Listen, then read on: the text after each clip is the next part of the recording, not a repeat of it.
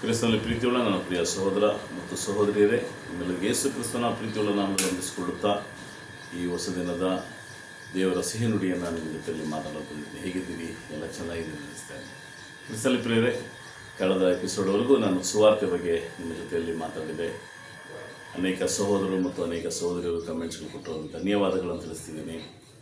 ಅಷ್ಟು ಮಾತ್ರವಲ್ಲದೆ ಸುವಾರ್ತೆ ಎಂದರೆ ಏನು, ಸುವಾರ್ತೆಯ ಸಾರಾಂಶಗಳೇನು, ಸುವಾರ್ತೆಯ ನಿಜ ಗುಣವೇನು ಅಂತ ನಿಮಗೆ ತಿಳಿಸಿ, ಸುವಾರ್ತೆ ಎಲ್ಲಿಗೆ ಬಂದದ್ದು ನಿಲ್ಲುತ್ತೆ ಅಂತ ಹೇಳಿದಾಗ ಅದು ತಂದೆ ಮಗ ಪವಿತ್ರಾತ್ಮ ನಾಮದಲ್ಲಿ ತೆಗೆದುಕೊಳ್ಳುವ ದೀಕ್ಷಾಸ್ಥಾನಕ್ಕೆ ಅದು ಅವಲಂಬಿಸಿಕೊಂಡಿದೆ ಅಂತೇಳಿ ಕಳೆದ ಎಪಿಸೋಡಲ್ಲಿ ಮುಗಿಸಿದೆ. ಈ ದಿನದಲ್ಲಿ ಒಂದು ವಿಶೇಷವಾದಂಥ ಒಂದು ಸಂತೋಷದ ವಿಷಯವನ್ನು ನಿಮ್ಮ ಜೊತೆಯಲ್ಲಿ ಮಾತಾಡೋದಕ್ಕೆ ಇಷ್ಟಪಡ್ತೇನೆ. ಕ್ರಿಸ್ತನಲ್ಲಿ ಪ್ರಿಯರೇ, ಯೇಸು ಕ್ರಿಸ್ತನು ತನ್ನ ಶಿಷ್ಯರಿಗೆ ಅನೇಕ ವಿಷಯಗಳನ್ನು ಹೇಳುತ್ತಾ ಇನ್ನೇನು ಸ್ವಲ್ಪ ದಿನಗಳಲ್ಲಿ ಅದನ್ನು ಸಿಲುಬೆ ಮರಣಕ್ಕೆ ಹೋಗುವಂಥ ಸಂದರ್ಭ ಬಂದಾಗ ತನ್ನ ಶಿಷ್ಯರಿಗೆ ಹಾಡಿದಂಥ ಕೆಲವೊಂದು ಮಾತುಗಳನ್ನು ನಿಮ್ಮ ಜೊತೆಯಲ್ಲಿ ಮಾತಾಡೋಕ್ಕೆ ಇಷ್ಟಪಡ್ತೇನೆ. ನಮ್ಮ ಸತ್ಯವನ್ನು ತೀರಿಸಿಕೊಳ್ಳುವ ಯೋಹಾನ 13ನೇ ಅಧ್ಯಾಯ 34 ಮತ್ತು 35ನೇ ವಾಕ್ಯ, ಜಾನ್ 13:34-35. ಇಲ್ಲಿ ಹೇಳ್ತಿದ್ದಾನೆ ಯೇಸು ಕ್ರಿಸ್ತನು ತನ್ನ ಶಿಷ್ಯರಿಗೆ ಹೇಳ್ತಿದ್ದಾನೆ, ನಾನು ನಿಮಗೆ ಒಂದು ಹೊಸ ಆಜ್ಞೆಯನ್ನು ಕೊಡುತ್ತೇನೆ, ಏನೆಂದರೆ ನೀವು ಒಬ್ಬರನ್ನೊಬ್ಬರು ಪ್ರೀತಿಸಬೇಕು. ನಾನು ನಿಮ್ಮನ್ನು ಪ್ರೀತಿಸಿದ ಮೇರೆಗೆ ನೀವು ಸಹ ಒಬ್ಬರನ್ನೊಬ್ಬರು ಪ್ರೀತಿಸಬೇಕು ಎಂಬುದೇ ಯೇಸು ಕ್ರಿಸ್ತನ ಶಿಷ್ಯರಿಗೆ ಹೇಳ್ತಿದ್ದಾನೆ. ಇಲ್ಲಿ ನೀವು ಹೊಸ ಆಜ್ಞೆ, ಇದು ಆತನ ಆಜ್ಞೆಗಳು ಕೊಟ್ಟಿದ್ದಾನೆ. ಆತನ ಆಜ್ಞೆಗಳಲ್ಲಿ ಹೊಸ ಆಜ್ಞೆ ಅಂತ ತನ್ನ ಶಿಷ್ಯರಿಗೆ ಒಂದು ಪ್ರತ್ಯೇಕವಾದಂಥ ಆಜ್ಞೆಯನ್ನು ಕೊಡ್ತಿದ್ದಾನೆ.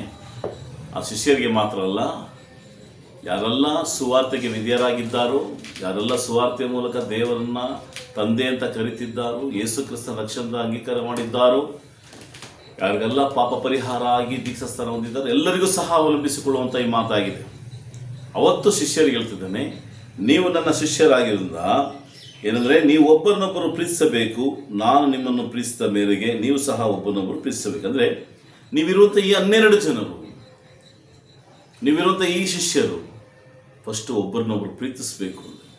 ನಿಮ್ಮಲ್ಲಿ ಯಾವ ಕಲಹಗಳು, ಯಾವ ಭೇದಗಳು, ಯಾವ ಭಿನ್ನಾಭಿಪ್ರಾಯಗಳು ಬರಬಾರದೆಂಬ ಮಾತಿನ ಅರ್ಥ ಪ್ರಿಯ. ಯಾವಷ್ಟರ ಮಟ್ಟಿಗೆ ಪ್ರೀತಿಸಬೇಕು ಅಂತಿದ್ರೆ ಒಬ್ಬರನ್ನೊಬ್ಬರು ಪ್ರೀತಿಸ್ತಾನೆ ಇರಬೇಕು. ಹೇಗೆ ಪ್ರೀತಿಸಬೇಕು ಅಂದರೆ, ನಾನು ನಿಮ್ಮನ್ನು ಪ್ರೀತಿಸಿದ ಮೇರೆಗೆ.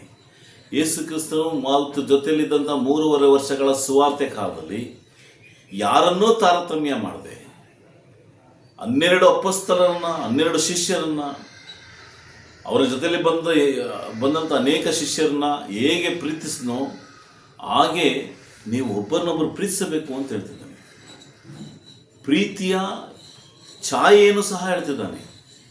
ಪ್ರೀತಿಸಬೇಕು, ಯಾವ ರೀತಿ ಪ್ರೀತಿಸಬೇಕು ಅನ್ನುವ ಛಾಯೆ ಅಂದರೆ ನಾನು ನಿಮ್ಮನ್ನು ಪ್ರೀತಿಸಿದ ಮೇರೆಗೆ. ನನ್ನ ಪ್ರಿಯ ಸಹೋದರ ಸಹೋದರಿಯರೇ, ನಾವು ದೇವ ಮಕ್ಕಳು ಅಂತ ಹೇಳಿಕೊಳ್ಳುವಂಥ ನಾವು ಈ ಮಾತು, ಈ ಆಜ್ಞೆ ನಮಗೂ ಸಹ ಅವಲಂಬಿಸಿಕೊಂಡಿದೆ. ನಾವು ಒಬ್ಬರನ್ನೊಬ್ಬರು ಪ್ರೀತಿಸಬೇಕು. ಪ್ರೀತಿ ಯಾವ ರೀತಿಯಲ್ಲಿ ಇರಬೇಕು ಅಂದರೆ, ಕ್ರಿಸ್ತನು ಯಾವ ರೀತಿಯಲ್ಲಿ ನಮ್ಮನ್ನು ಪ್ರೀತಿಸಿದ್ದಾನೆ ಎಂಬಂಥ ರೀತಿಯಲ್ಲಿ ಇರಬೇಕು. ಕ್ರಿಸ್ತನು ತನ್ನ ಶಿಷ್ಯರನ್ನು ಯಾವ ರೀತಿಯಲ್ಲಿ ಪ್ರೀತಿಸ್ತಾನೆ, ಯೇಸು ಕ್ರಿಸ್ತನ ಹಿಂಬಾಲಿಸಿ ಬಂದಂಥವರನ್ನು ಯಾವ ರೀತಿ ಪ್ರೀತಿಸ್ತಾನೆ, ಆತನು ಪ್ರೀತಿಸಿದಂಥ ಸುವಾರ್ತೆ ಕಾಲದಲ್ಲಿ ಮಾಡಿದಂಥ ಕಾರ್ಯಗಳೇನು. ಒಂದು ಸಂದರ್ಭ ಬರ್ತದೆ, ಉದಾಹರಣೆಗಾಗಿ ಹೇಳ್ತಿದ್ದೇನೆ. ಸುವಾರ್ತೆ ಸಾರಿ ಅನೇಕ ಜನರು, ಪುರುಷರೇ 5,000 ಜನರು ಇದ್ದಂಥ ಸಂದರ್ಭ. ಶಿಷ್ಯರಿಗೆ ಹೇಳ್ತಾರೆ, ಅವ್ರಿಗೆ ಊಟಕ್ಕೆ ಏನಾದರೂ ಸಿದ್ಧ ಮಾಡಿ ಅಂದಾಗ ಅಲ್ಲೇನೂ ಇಲ್ಲ. ಅವರು ಹಸ್ತ್ಕೊಂಡು ಹೋಗೋದು ದೇವರಿಗೆ ಯೇಸು ಕ್ರಿಸ್ತನಿಗೆ ಇಷ್ಟ ಅಲ್ಲ. ಅಲ್ಲಿ 2 ಮೀನು 5 ರೊಟ್ಟಿಯಿಂದ 5,000 ಪುರುಷರೇ 5,000 ಜನ ಲೆಕ್ಕಗಳು, ಸ್ತ್ರೀಯರು ಮಕ್ಕಳು ಅಂತ ಅಷ್ಟು ಜನಕ್ಕೆ ತೃಪ್ತಿಯಾದಂಥ ಊಟವನ್ನು ಕೊಟ್ಟಂದರೆ ಅರ್ಥ ಏನಂದರೆ, ಆತನ ಭೌತಿಕದ ಪ್ರೀತಿಯನ್ನು ಸಹ ತೋರಿಸ್ತಾ, ಆತ್ಮಿಕದ ಪ್ರೀತಿಯನ್ನು ಸಹ ತೋರಿಸ್ತಾ, ಪರಲೋಕದ ಮಾರ್ಗವನ್ನು ತೋರಿಸ್ತಾ, ಭೂಮಿಯಲ್ಲಿ ಬದುಕುವಂಥ ನಡವಳಿಕೆಯ ಪ್ರೀತಿಯನ್ನು ತೋರಿಸ್ತಾ. ಇದೇ ಯೇಸು ಕ್ರಿಸ್ತನ ಪ್ರೀತಿ.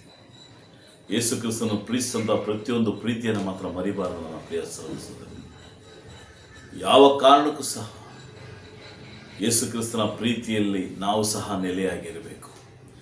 35ನೇ ವಾಕ್ಯ ಹೇಳ್ತದೆ, ನಿಮ್ಮೊಳಗೆ ಒಬ್ಬರ ಒಬ್ಬರಿಗೆ ಪ್ರೀತಿ ಇದ್ದರೆ ಎಲ್ಲರೂ ನಿಮ್ಮನ್ನು ನನ್ನ ಶಿಷ್ಯರೆಂದು ತಿಳಿದುಕೊಳ್ಳುವುದಂದರೆ, ಒಬ್ಬರನ್ನೊಬ್ಬರು ಹೇಗೆ ಪ್ರೀತಿಸ್ತಿರೋ ಆ ಥರ ಅನ್ಯರು, ಲೋಕದವರು, ಯೂದರು ಯಾರೆಲ್ಲ ನೋಡ್ತಾರೋ ಅವಾಗ ಹೇಳ್ತಾರೆ ಇವರು ಕ್ರಿಸ್ತನ ಶಿಷ್ಯರು ಅಂತ ಹೇಳ್ತಾರೆ. ಇವತ್ತು ನಾವು ಸಹ ಕ್ರಿಸ್ತನ ಪ್ರಿಯರೇ ಅನೇಕ ಅನ್ಯರ ಮಧ್ಯದಲ್ಲಿ ಬದುಕಿದ್ದೇವೆ, ಅನೇಕ ಜನರ ಮಧ್ಯದಲ್ಲಿ ನಾವು ಬದುಕಿದ್ದೇವೆ. ನಾವು ಯಾವ ರೀತಿಯಲ್ಲಿ ಪ್ರೀತಿ ತೋರಿಸ್ತಿದ್ದೇವೆ, ನಮ್ಮ ಸಭೆಗಳಲ್ಲಿ ಹೇಗೆ ನಾವು ಪ್ರೀತಿ ತೋರಿಸ್ತಿದ್ದೇವೆ, ಯಾರನ್ನ ಯಾರು ಪ್ರೀತಿಸ್ತಿದ್ದಾರೆ, ಯಾವ ರೀತಿ ನಾವು ಪ್ರೀತಿಸ್ತಿದ್ದೇವೆ. ಸಭೆಗಳಲ್ಲಿ ಗುಂಪುಗಾರಿಕೆ ಪ್ರೀತಿ, ಸಭೆಗಳಲ್ಲಿ ತಾರತಮ್ಯದ ಪ್ರೀತಿ, ಸಭೆಗಳಲ್ಲಿ ಶ್ರೀಮಂತಿಕೆಯ ಪ್ರೀತಿ, ಚರ್ಚ್ಗಳಲ್ಲಿ ಬರುವಂಥ ಪ್ರೀತಿಗಳಲ್ಲಿ ವ್ಯತ್ಯಾಸಕರವಾದಂಥ ಪ್ರೀತಿ, ಇದು ತುಂಬ ತಪ್ಪಾದಂಥ ಪ್ರೀತಿ. ಇದು ಪ್ರೀತಿನೇ ಅಲ್ಲ. Is not A love. ಸಭೆಗಳಲ್ಲಿ ಗುಂಪುಗಾರಿಕೆ ಪ್ರೀತಿಯನ್ನು ನೋಡಿದ್ದೇನೆ. ಎಲೆಕ್ಷನ್ ರೀತಿಯಲ್ಲಿ ನಡೆಯುವಂಥ ಸಭೆಗಳಿದೆ ಇವತ್ತು. ಎಲೆಕ್ಷನ್ ಸಭೆಗಳಲ್ಲಿ ಎಲ್ಲಿ ಬೈಬಲ್ ಎಲೆಕ್ಷನ್ ನಡೀಬೇಕು ಅಂತ ಹೇಳಿದೆ? ಯಾವ ಸಭೆಯಲ್ಲಿ ಎಲೆಕ್ಷನ್ ನಡೆದಿದೆ? ಎಲೆಕ್ಷನ್ ನಡೆಯುವಂಥ ಸಭೆಗಳಿದೆ. ಅಲ್ಲಿರುವಂಥ ಸಭೆಗಳಲ್ಲಿ ಎಲೆಕ್ಷನಲ್ಲಿ ಗುಂಪುಗಾರಿಕೆಯ ಒಂದು ಪಂಗಡಗಳು, ಆ ಗುಂಪು ಕಂಡ್ರೆ ಇವ್ರಿಗಾಗಲ್ಲ, ಈ ಗುಂಪು ಕಂಡ್ರೆ ಅವ್ರಿಗಾಗಲ್ಲ. ಅಯ್ಯರ್ ಅಂತ ಹೇಳಿಕೊಳ್ಳುವಂಥ ಪಾಸ್ಟರ್ಸ್ ಹೇಳಿಕೊಳ್ಳುವವರ ಮೇಲೆ ಪ್ರೀತಿ, ಅವರು ಯಾರನ್ನ ದ್ವೇಷಿಸ್ತಾರೋ ಪಾಸ್ಟರ್ಗಳು ಅವ್ರನ್ನ ಈ ವಿಶ್ವಾಸಿಗಳು ದ್ವೇಷಿಸೋದು, ಇವು ತುಂಬ ನೋಡಿದ್ದೇವೆ ಪ್ರಿಯರೇ. ನೀವು ಸಹ ನೋಡಿರ್ತೀರಿ. ಇದು ದೇವರ ಮಕ್ಕಳು ಅನ್ನಿಸ್ಕೊಳ್ಳೋದಕ್ಕಾಗೋದಿಲ್ಲ, ಯೇಸು ಕ್ರಿಸ್ತನ ಶಿಷ್ಯರು ಅನ್ನಿಸ್ಕೊಳ್ಳೋದಕ್ಕೂ ಸಾಧ್ಯವಿಲ್ಲ. ಪ್ರೀತಿ ಅನ್ನೋದು ಕ್ರಿಸ್ತನಲ್ಲಿರುವಂಥ ಪ್ರೀತಿ ಇರಬೇಕು. ಶ್ರೀಮಂತಿಗೆ ಪ್ರೀತಿ ನೋಡಿದ್ದೇನೆ ನಾನು. ಒಬ್ಬ ಶ್ರೀಮಂತ ಸಭೆಯಲ್ಲಿದ್ದರೆ ಅವನು ಇನ್ನೊಬ್ಬ ಶ್ರೀಮಂತನನ್ನೇ ಮಾತ್ರ ಪ್ರೀತಿಸ್ತಾನೆ, ಬಡವರನ್ನು ಪ್ರೀತಿಸೋದಿಲ್ಲ. ಸಭೆಯಲ್ಲಿ ಬಡವರಂತ ಪ್ರೀತಿಸಬೇಕು. ಸಭೆಯಲ್ಲಿ ತಾರತಮ್ಯ ಪ್ರೀತಿ ಇರಬಾರ್ದು. ನೀನು ಸಭೆ ಒಳಗಡೆ ಬಂದಾಗ, ದೇವರ ಆಲೋಚನೆ ಬಂದಾಗ ನಿನ್ನಲ್ಲಿ ಯಾವ ಪ್ರೀತಿಯ ವ್ಯತ್ಯಾಸಗಳಿರಬಾರ್ದು. ಯೇಸು ಕ್ರಿಸ್ತನ ಸ್ವಾಮಿ ಹೇಳುವಂಥ ಪ್ರಕಾರ ಫರಿಸಾಯರು ಸುಂಕದವನು ಪ್ರಾರ್ಥನೆ ಮಾಡುವಂಥ ರೀತಿಯಲ್ಲಿ ವ್ಯತ್ಯಾಸದ ಪ್ರಾರ್ಥನೆಗಳಿರಬಾರ್ದು. ಅದೇ ಥರ ವ್ಯತ್ಯಾಸದ ಪ್ರೀತಿ ಇರಬಾರ್ದು. ನಿಮ್ಮೊಳಗೆ ಒಬ್ಬರ ಮೇಲೊಬ್ಬರಿಗೆ ಪ್ರೀತಿ ಇದ್ದರೆ ಎಲ್ಲರೂ ನಿಮ್ಮನ್ನು ನನ್ನ ಶಿಷ್ಯರೆಂದು ಕರೆದು, ನಾವು ಯೇಸು ಕ್ರಿಸ್ತನ ಶಿಷ್ಯರಂತ ಹೇಳಿಕೊಳ್ಳುವಂಥ ರೀತಿಯಲ್ಲಿ ಬದುಕಬೇಕು. You are Christian, is the follows the Bible. ಇವರು ಬೈಬಲ್ನ ಫಾಲೋ ಮಾಡ್ತಾರೆ ಕರೆಕ್ಟಾಗಿ. ಇವರಲ್ಲಿ ಪ್ರೀತಿ ವ್ಯತ್ಯಾಸ ಇಲ್ಲ. ಸಭೆಯಲ್ಲಿ ಹೇಳಬೇಕು, ನಮ್ಮ ಅಯ್ಯರು ನಾವು ಎಷ್ಟೇ ಬಡವರಾದರೂ ನಮ್ಮನ್ನು ಪ್ರೀತಿಯಿಂದ ಮಾತಾಡ್ತಾರೆ. ಇವತ್ತು ಅಯ್ಯರುಗಳು ಕೆಲವೊಂದು ಕಡೆ ನಾನು ಕೇಳಿದ್ದೇನೆ, ಅಯ್ಯರು ಪಾಸ್ಟ್ ಅಂತ ಹೇಳಿಕೊಂಡು ಶ್ರೀಮಂತರ ಮನೆಗಳಿಗೆ ಹೋಗಿ ಪ್ರಾರ್ಥನೆ ಮಾಡ್ತಾರೆ, ಬಡವರ ಮನೆಗೆ ಹೋಗೋದಿಲ್ಲ. ಕೇಳಿದ್ರೆ ಕಾರಣಗಳು ಹೇಳೋದು, ಗುಡಿಸಲು ಮನೆಗಳಿಗೆ ಹೋಗೋದಿಲ್ಲ, ಚಿಕ್ಕ ಬಡತನದಲ್ಲಿರೋ ಮನೆಗಳಿಗೆ ಹೋಗೋದಿಲ್ಲ. ಯಾವ ಪ್ರೀತಿ ತೋರಿಸ್ತೀರಿ ನೀವೆಲ್ಲ? ಒಬ್ಬ ಬೋಧಕ ಸರಿಯಾದ ಪ್ರೀತಿ ತೋರಿಸ್ಬೇಕು ತನ್ನ ಸಭೆಯಲ್ಲಿರೋರಿಗೆ, ಆನಂತರನೇ ಸಭಿಕರ ಪ್ರೀತಿ ತೋರ್ಸಕ್ಕೆ ಸಾಧ್ಯ. ಬೋಧಕನೇ ಪ್ರೀತಿ ತೋರಿಸಲಿಲ್ಲ ಅಂದರೆ, ಅಯ್ಯರೇ ಪ್ರೀತಿ ತೋರಿಸಲಿಲ್ಲ ಅಂದರೆ, ಪಾಸ್ಟರ್ ಹೇಳಿಕೊಳ್ಳೋದ ವ್ಯಕ್ತಿಗಳೇ ತೋರಿಸಲಿಲ್ಲ ಅಂದರೆ ಸಭೆಯಲ್ಲಿ ಹೇಗೆ ಪ್ರೀತಿ ಬರೋಕ್ಕೆ ಸಾಧ್ಯ ಆಗುತ್ತೆ? ನಾವೆಲ್ಲ ಹೇಗೆ ಕ್ರಿಸ್ತನ ಶಿಷ್ಯರದ್ದು ಅನ್ಯರ ಮುಂದೆ ಹೇಳೋದಕ್ಕೆ ಸಾಧ್ಯವಾಗುತ್ತೆ? ಕ್ರಿಸ್ತಲಿ ಪ್ರಿಯರೇ, ಯೇಸು ಕ್ರಿಸ್ತನ ಅಂತ ನಿಮ್ಗೆ ಹೊಸ ಆಜ್ಞೆಯನ್ನು ಕೊಡ್ತಾ ಇದ್ದೀನಿ. ಯಾರಿಗೆ? ಶಿಷ್ಯರಿಗೆ ಹೇಳುವಂಥ ಮಾತು, ಇವತ್ತು ನಮಗೆ ಹೇಳುವಂಥ ಮಾತು. ಒಬ್ಬರ ಮೇಲೊಬ್ಬರು ಪ್ರೀತಿ ಇಡಿ. ನಿಮ್ಮಲ್ಲಿ ಯಾರು ತಾರತಮ್ಯ ಮಾಡಬೇಡಿ. ನಾನು ಹೆಚ್ಚು, ನಾನು ಕಮ್ಮಿ, ನೀ ಚಿಕ್ಕವನು, ನಾನು ದೊಡ್ಡವನು, ಯಾವುದು ಬರಬಾರದು. ನೀ ಬಡವ, ಬಲ್ಲಿದ, ವಿದ್ಯಾವಂತ, ಅವಿದ್ಯಾವಂತ ಸಭೆ ಒಳಗಡೆ ಯಾವತ್ತೂ ಬರಬಾರ್ದು. ನನ್ನ ಪ್ರಿಯ ಸಹೋದರರೇ, ಅವನು ಯಾವ ದೇಶದವನಾಗಿರಲಿ, ಯಾವ ಒಂದು ಭಾಷೆಯವನಾಗಿರಲಿ, ಭಾಷಾ ಪ್ರೇಮಿಗಳಾಗಬಾರ್ದು. ದಯವಿಟ್ಟು ಅದನ್ನು ಸಹ ಹೇಳಕ್ಕೆ ಇಷ್ಟಪಡ್ತೀನಿ. ಭಾಷಾ ಪ್ರೇಮಿಗಳಾಗಬೇಡಿ. ಇವರು ನಮ್ಮ ಭಾಷೆಯವರು, ಅದಕ್ಕಾಗಿ ಅವ್ರ ಜೊತೆ ನಾನು ಮಾತಾಡ್ತಿದ್ದೀನಿ. ಅವರು ಆ ಭಾಷೆಯವರು, ನಾನು ಅವ್ರ ಜೊತೆ ಮಾತಾಡೋದಿಲ್ಲ. ದೇವರ ಮಕ್ಕಳಿಗೆ ಭಾಷಾ ಪ್ರೇಮ ಇರಬಾರ್ದು. ಇಡೀ ಕ್ರೈಸ್ತನ ಪರಲೋಕದ ಪ್ರೀತಿ ಇರಬೇಕು. ಕ್ರಿಸ್ತನ ಪ್ರಿಯರೇ, ರೋಮದವರಿಗೆ ಬರೆದ ಪತ್ರಿಕೆ ಪೌಲನು ಹೇಳ್ತಾನೆ ಸಭೆಯವರಿಗೆ, 15ನೇ ಅಧ್ಯಾಯ 8ನೇ ವಾಕ್ಯದಲ್ಲಿ, ರೋಮದವರಿಗೆ ಬರೆದಂಥ ಪತ್ರಿಕೆ 13ನೇ ಅಧ್ಯಾಯ 8ನೇ ವಾಕ್ಯ, ಒಬ್ಬರನ್ನೊಬ್ಬರು ಪ್ರೀತಿಸಬೇಕೆಂಬ ಋಣವೇ ಹೊರತು ಬೇರೆ ಯಾವ ಸಾಲವೂ ನಿಮಗೆ ಇರಬಾರದು. ಮತ್ತೊಬ್ಬರನ್ನು ಪ್ರೀತಿಸುವವನು ಧರ್ಮ ಪ್ರಮಾಣವನ್ನು ನೆರವೇರಿಸ್ತಾನೆ.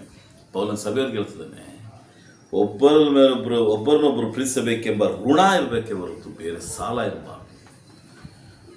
ಒಬ್ಬರನ್ನೊಬ್ಬರು ಪ್ರೀತಿಸುವಂಥ ಋಣ ಇರಬೇಕು. ಋಣ ಅದು ಸಾಲವಾಗಿರಬೇಕು. ನಾವು ಯಾರನ್ನಾದರೂ ದ್ವೇಷಿಸಿದರೆ ಸಭೆಯಲ್ಲಿ, ನಾವು ಯಾರಾದರೂ ದೇವ ಮಕ್ಕಳನ್ನು ನಾವು ಮಾತಾಡದೇ ಇದ್ದರೆ ನೀನು ಕ್ರೈಸ್ತನಾಗಿರೋಕ್ಕೆ ಸಾಧ್ಯ ಇಲ್ಲ. ಅವರು ಪ್ರೀತಿಸಲಿಲ್ಲ ಬ್ರದರ್, ಅದಕ್ಕೆ ನಾನು ಪ್ರೀತಿಸಲ್ಲ ಅನ್ನೋದು ಆ ಮಾತಿಗೆ ನಾವು ಅವಕಾಶ ಕೊಡಬಾರ್ದು. ನಾನು ಮಾತ್ರ ಪ್ರೀತಿಸ್ತಾ ಇದ್ದೀನಿ. ಯೇಸು ಕ್ರಿಸ್ತನು ಹಿಡಿದು ಕೊಡುವಂಥ ಶಿಷ್ಯನಿಗೂ ಸಹ ಯೇಸು ಕ್ರಿಸ್ತನು ರೊಟ್ಟಿಯನ್ನು ಹದ್ದು ಕೊಟ್ಟನು ಅಂತ ವೇದವಾಕ್ಯ ಹೇಳುತ್ತೆ. ಯೇಸು ಕ್ರಿಸ್ತನನ್ನು ಅರೇನು ಅಂತ 3 ಬಾರಿ ಹೇಳುವಂಥ ಪೇತ್ರನನ್ನು ಸಹ ಯೇಸು ಕ್ರಿಸ್ತನು ಪ್ರೀತಿಸ್ತಾ. ಇವತ್ತು ನೀವು ಹೇಗಿದ್ದೀವಿ? ಕ್ರಿಸ್ತನ ಪ್ರೀತಿಯಲ್ಲಿ ನೆಲೆಯಾಗಿದ್ದೀರುವ. ಮುಂದಿನ ಎಪಿಸೋಡ್ ಸಿಗ್ತೀನಿ. ಧನ್ಯವಾದಗಳು.